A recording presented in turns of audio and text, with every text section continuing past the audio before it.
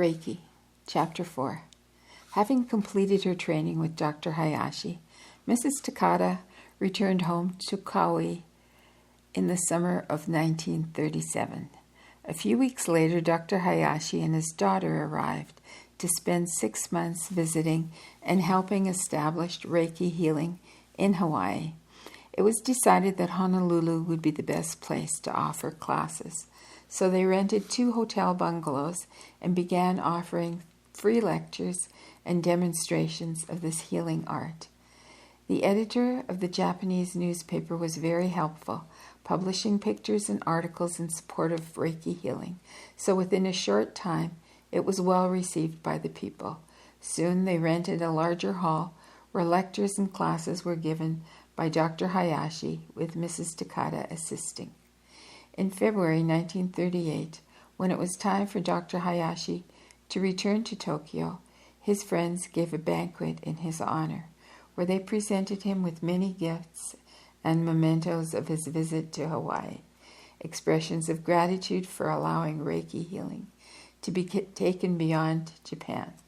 He used this occasion to announce publicly that Mrs. Takata was a Reiki master, chosen for this work because she had passed many tests and proven herself worthy, so it was widely known that she was qualified to continue the Reiki healing practice and to teach classes in Hawaii.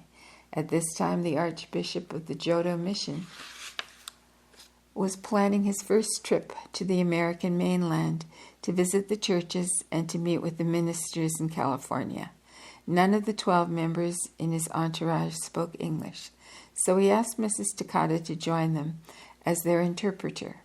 She felt this was an honor, and she also needed a vacation, so she accepted his invitation. She traveled extensively along the West Coast with these ministers, and when the tour was over, she continued on to Chicago, entering the National College of Drugless Physicians to study various therapies as well as anatomy. And when she completed her studies in July 1938, she returned to Honolulu with confidence, knowing much more about the physical and technical side of the human body. She thought back to that October morning, almost 3 years previously, when she had gone to Dr. Hayashi's clinic for her first treatment, and it seemed a miracle that she was now ready to begin her own Reiki healing practice. In late December of that year, she was invited to make a presentation of Reiki healing at Kamula Waimea at her first visit to the Big Island of Hawaii. Kamula was one of the larger towns on the island, and some of the citizens of that community were waiting for introductions at the home of her host and hostess. They were not convinced of the value of what she was teaching, so they informed her that Reiki healing would have to be proven here, and gave her 2 weeks to work with 2 patients. The first had a chronic heart condition which prevented any physical activity, and the other had acute tonsillitis, with surgery planned when he was stronger. It was a great challenge, but these people said that they were willing to learn Reiki healing if the 2 showed good results with the treatments. Both patients responded quickly to the healing energy, and at the end of the allotted time, the woman with the heart condition was able to be up and about, visiting her friends and walking to the store to shop. The man who had experienced a reaction which released the toxins from his tonsils, so he had recovered rapidly and did not need the surgery. The response of the community was gratifying, for when people came to sign up for lessons, there were 55 students, too many for one class, so Mrs. Takata divided them into several smaller classes. When she had completed the teaching, she was told that this was only the beginning of the Reiki healing in that area, and they asked her to return every 6 months to conduct further classes. Many of the people were farmers in this part of the island, and this was a cowboy country as well, with very large cattle ranches nearby. So the classes she taught had far-reaching effects. The farmers energized their seeds and plants with Reiki producing bountiful crops. The chicken farmers used it to increase their success by placing their hands in the brooders with the baby chicks each day for 15 minutes so that their flocks were healthy with minimal loss. Even the egg production of the hens increased. The cowboys experienced benefits too. As they worked with the cattle, they reported almost no loss of calves since they began to hold the newborn animals and vitalize them with Reiki. And they also worked with success on the less productive cows, giving them treatments so that there would be more calves for the ranch. In 1939, she traveled again from Honolulu to the Big Island, first teaching in Kona and on a later visit in Pahoa. Her first year as a practitioner had been a busy one, so when she received a call from 2 school teachers on the Big Island of Hawaii asking if she would take a short vacation and visit them, this was a welcome invitation. She had seen the Honolulu newspaper articles and were interested. They had seen the Honolulu newspaper articles and were interested in learning more about the Reiki healing. When she arrived by boat, she was met in Hilo by one of the teachers, and as they drove towards home, this woman was asking her many questions about Reiki healing. At one point along the way, she stopped at a residence where she had an errand, and as they entered the yard, Mrs. Takata noticed a sign offering the house and lot for sale.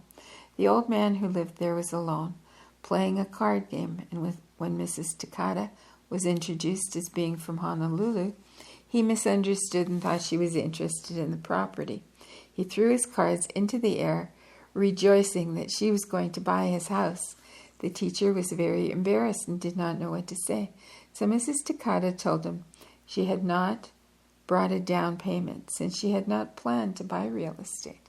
His response was, "Who is talking about a down payment? All he required was a monthly sum to provide his income." It was a beautiful property with an acre of land and a well-built 4-bedroom house and a half basement. There was a large garage in the back and adjoining quarters for a maid.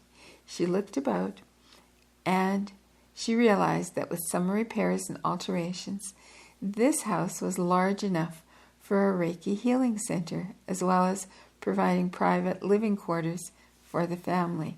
She made a quick decision to accept his terms, and since she could manage the price he was asking, this would enable her to bring her parents and other members from Kauai to live with her and her daughters in this lovely place, so it seemed appropriate to move to Hilo from Honolulu.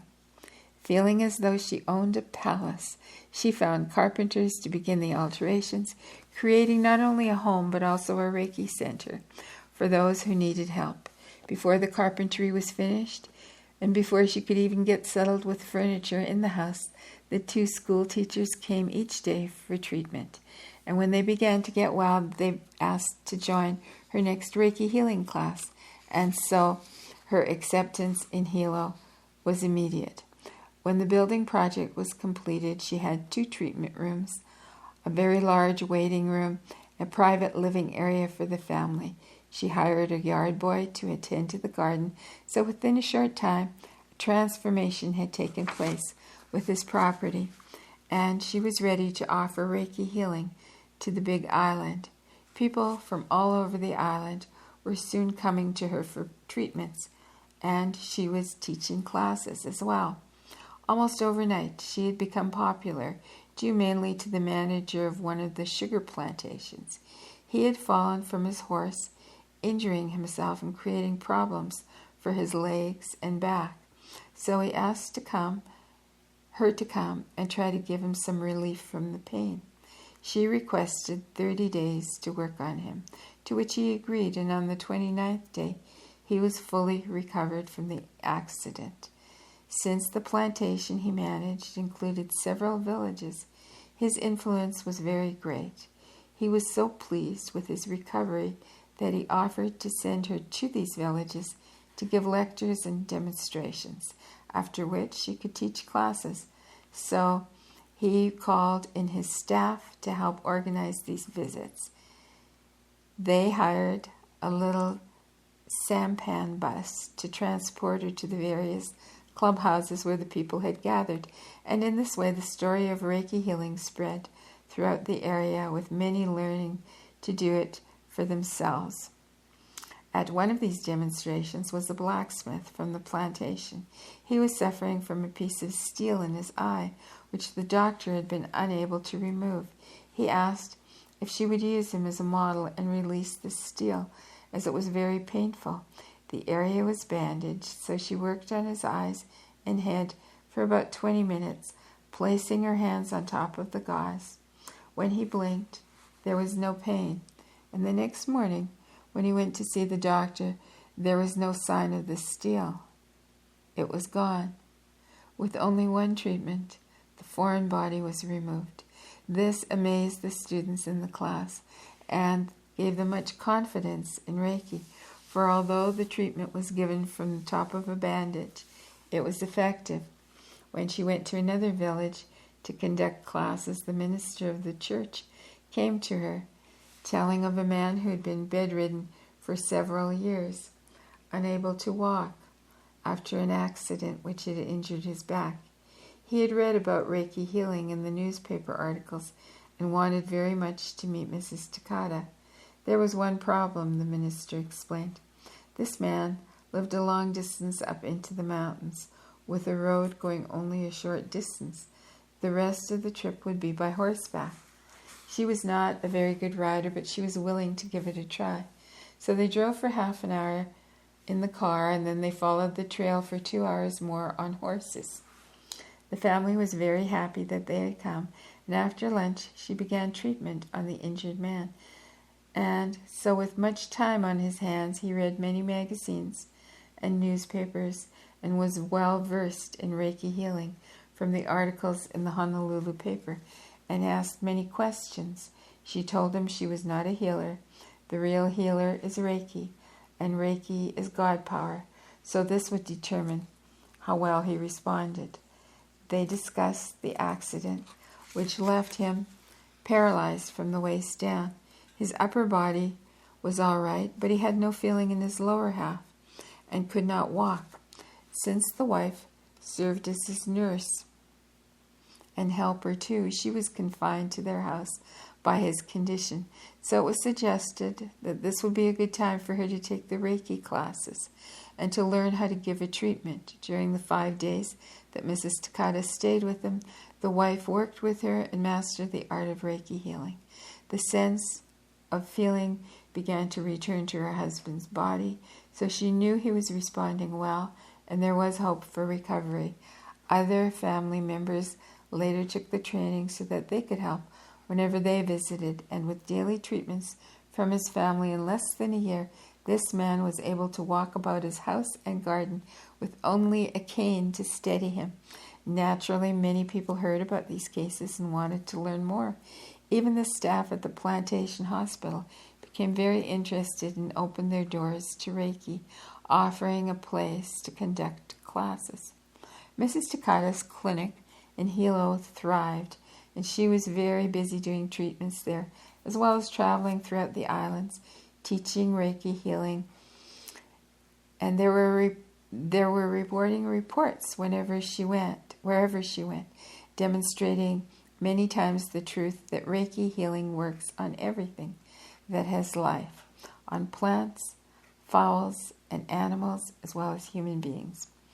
In early 1940, she had a vivid dream in which she saw Dr. Hayashi in a formal kimono of white silk. He walked back and forth 3 times, and she could hear the swish of the silk upon the tatami mats. It seemed to be real, not a dream. This disturbed her, so she wrote inquiring about him and was reassured when she learned that all was well. A few weeks later, she felt an urgency to go to Japan, and when she arrived in April, the Hayashis were very surprised to see her. The master's greeting puzzled her when he said, although he had wanted her to come sometime that year, she had arrived too soon. He suggested she go to Kyoto and to study hydrotherapy, which would be helpful in her Reiki practice. Mrs. Hayashi spoke privately to her and explained that her husband had decided to go into transition on his own accord. He had not yet set the date, so when Mrs. Takata should receive a wire from them, she should come immediately to Atami, to where they would be staying. Mrs. Takata proceeded to Kyoto for the training in hydrotherapy, and on May 9th, when she received the telegram to come at once, she took the night train to Atami, arriving at 5 a.m., and when she reached the Hayashi house, she questioned one of the maids as to the health of Dr. Hayashi, and she learned he was very well, so she was unsure that she had understood the meaning of transition in Japanese. The family welcomed her at breakfast, and they appeared quite cheerful. Nothing seemed different as usual until Dr. Hayashi said that starting at 10 o'clock that morning, there would be many people arriving, and he would like Mrs. Takata to greet them and act as hostess, helping seat the guests. He had invited his friends and students to witness his transition, and he expressed his pleasure that she also would be there for this occasion. She wondered how anyone could sit and talk calmly in this way, but Dr. Hayashi said that he had already set a time between 1 and 1:20 p.m., and within that time period he would go into transition. Furthermore, the family had decided that Mrs. Takata would be the proper person to take over his work in Reiki healing. His daughter was married, did not wish to work. His son wanted to go into business, but was not inclined to continue the clinic, and Mrs. Hayashi wanted to retire to her country home. Therefore, they had all agreed that Mrs. Takata was their choice to become Dr. Hayashi's successor. This was more than an honorary position, for she would be given all the Tokyo property, with the clinic and the house, and he had written a document to the association so that the people in Japan would understand he had chosen Mrs. Takata to be his successor. Mrs. Takata had been told what was planned, but she found it difficult to believe that a person could go into transition this way, and she thought she had misunderstood. None of the family expressed any sorrow or shed tears, and she was bewildered by it all. At 1 o'clock, Dr. Hayashi entered the room where the guests and the family were gathered. He was dressed in the same white kimono which Mrs. Takata had seen in her dream, and when he walked across the mats, she could hear the swish of the silk and feel the cool air, just as she had in the dream. He greeted them and explained why he had made this momentous decision. He knew that war was inevitable between Japan and America, and being a patriot citizen as well as an officer in the Naval Reserve, he would be called to active duty aboard a battleship and would have to kill many people. As a devout Buddhist and a Reiki master, he could not destroy life. He spoke of having lived a life of peace and understanding, of working to help people rather than to kill people. He had chosen to make a peaceful transition at this time, although he was only 62 and in perfect health. He thanked them for coming, saying this was not death, for life goes on. Therefore, transition meant great change, not death, and there should be no tears or sorrow, and even his family understood and had none. Dr. Hayashi told them the first sign had come, but he had felt no pain. 10 minutes later, there was another sign. Again, no pain.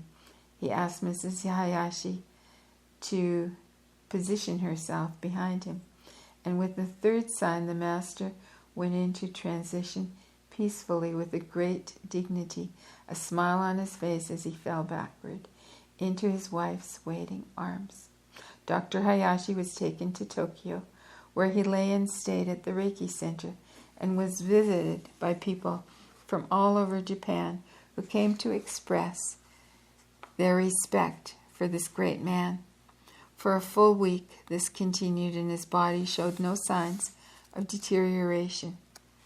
After 7 days, when the cremation and the Zen funeral ceremony were completed, Mrs. Hayashi began packing their belongings to move to her country home. Mrs. Takata had been meditating on her own dilemma, being torn between the two duties of motherhood and Reiki healing. She asked Mrs. Hayashi's help, proposing that she remain in Tokyo to supervise the clinic and continue the work, while Mrs. Takata would return to Hawaii to complete the rearing of her daughters and see them settled in their own homes, after which she would come to Japan to dedicate her life to Reiki healing. Mrs. Hayashi was very understanding and agreed to take care of the Reiki center, so Mrs. Takata returned to Hawaii, knowing she had left this work in good hands. With the coming of World War II, their communication was broken, and it was several years after the war before Mrs. Takata returned to Tokyo for a visit.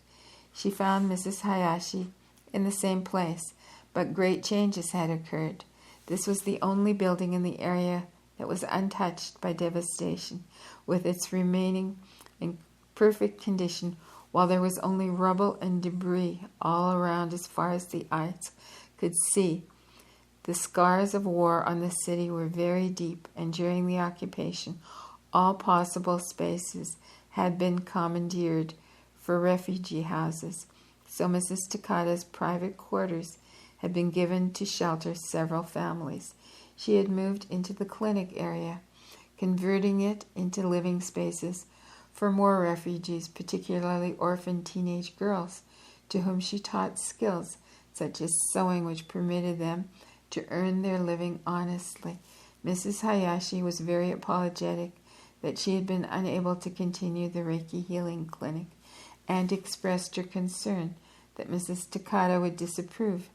But Mrs. Takata knew she had done her best simply to survive, and only had admiration for her courage. She formally returned the property to Mrs. Hayashi, telling her not to shed any more tears over it, as she would go back to Hawaii and spread Reiki healing to the world from the center there. After almost a decade of success with her healing center in Hilo, Mrs. Takata returned to Honolulu, where she made her home for the next 30 years, and there she continued to work with Reiki healing, maintaining a treatment center in the city.